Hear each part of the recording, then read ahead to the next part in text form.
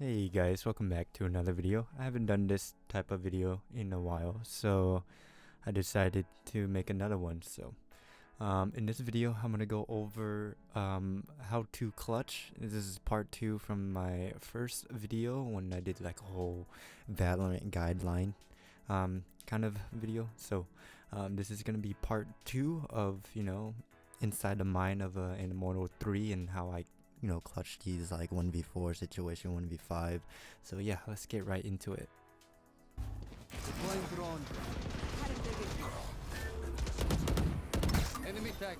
Right here, I know this is not part of the clutch yet, but just a tip for you guys, for your solo mains out there, especially when you're droning, make sure your solo drone goes in front of your team. So then, if somebody like breaks your drone, your team can trade your drone out basically. So it's better to sacrifice a drone than it is a body.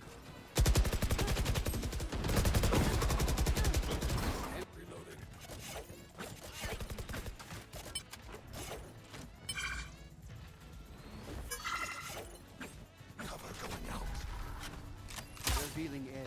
So right here we managed to get site control. Unfortunately the Jet got away, but the good thing is we got the Omen pick. And this kind of forces the Jet to play off site, back off, because playing a 4v1 is kind of like risky play. So the enemy Jet decided to back off and wait for their teammates to arrive to play retake while we have the site. So unfortunately, the enemy Jet took two of us out. Our Omen and our Jet kind of lined up for her on, top nest. So basically, right here, my job is to plant, but unfortunately, that's not gonna happen, right? I'm too exposed. The Sage wall broke.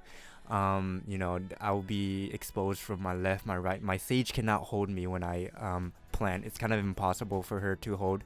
So right now I decided to fall back, play yellow with my Sage, and maybe get 1 or 2 picks off, because we do have a full minute left. So right here, the right thing to do is just to back off and hopefully find some picks before the site is more easier for us to take and replant.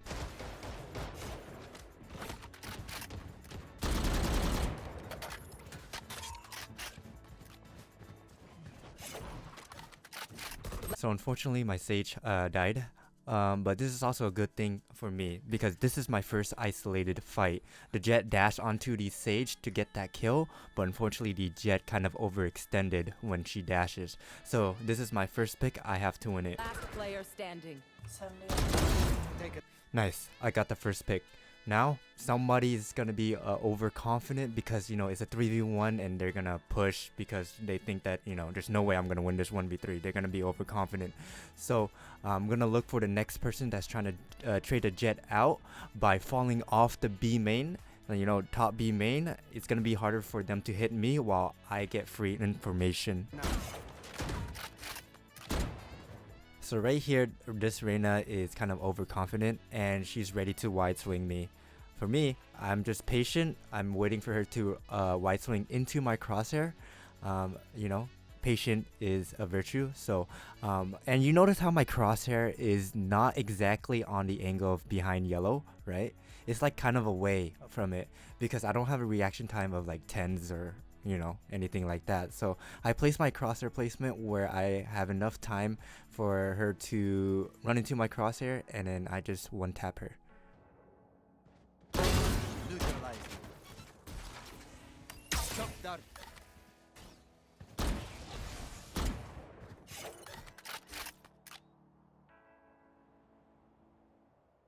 So right here you see me like being patient, isolating my angles, looking for 1v1s. And just because you're in like a 1v4, 1v5, whatever, right? You're still clearing your angles, calmly, collectively, one by one, right?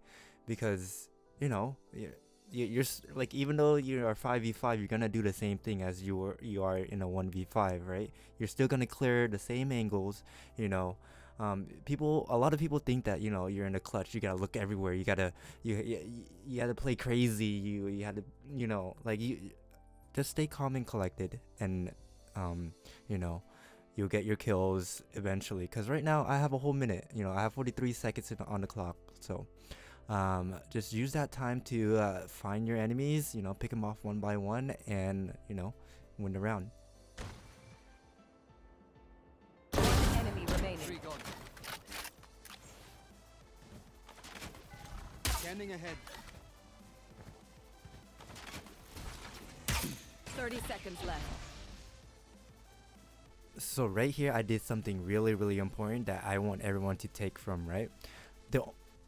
As I scale up B, you know, because the time is ticking, you know, I need to plant the bomb and stuff like that. As I walk towards the wall, because it closes the gap between the you know, ropes and top nest, you know, that creates less angles for me to be peeked from, and the only angle that they can really kill me from is snowman. So as I'm scaling up B, I'm only focused on snowman, because that's the only angle that I really cut myself off from everything. So yeah, this is very important when you guys are doing clutches and stuff like that. So right here, you know, I'm pretty confident that he's not on site. He's probably like rotating from A or flank. So the reason why I know that is because, you know, I darted and I shock darted, you know, behind the box, because if someone was there, then they would have made a noise to move from the shock dart, did not get damaged by it. So I just fake planted. So then it forces them to make the first move and maybe catch him off guard when I wide swing here, and hopefully, you know, I win the round. Never give up. What I want you guys to take away from this video is, you know, every round is winnable. Anything is possible, right? You know, even though, let's say like you're in a 1v5 and you lost, but you killed all 4. That's really good, because at least you made it that far. At least you made it possible for yourself, right?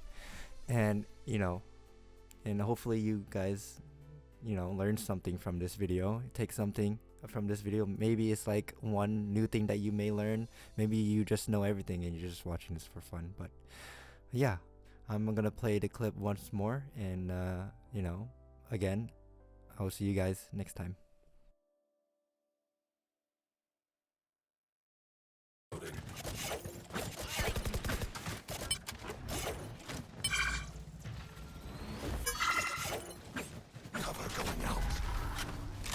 Revealing area.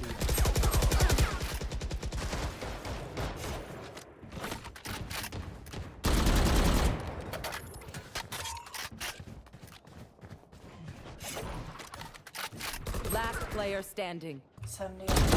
Taken out.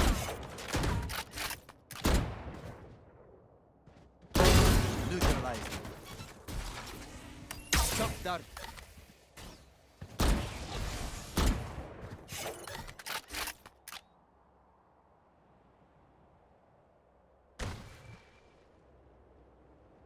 Enemy remaining. 3 gone. Scanning ahead. 30 seconds left.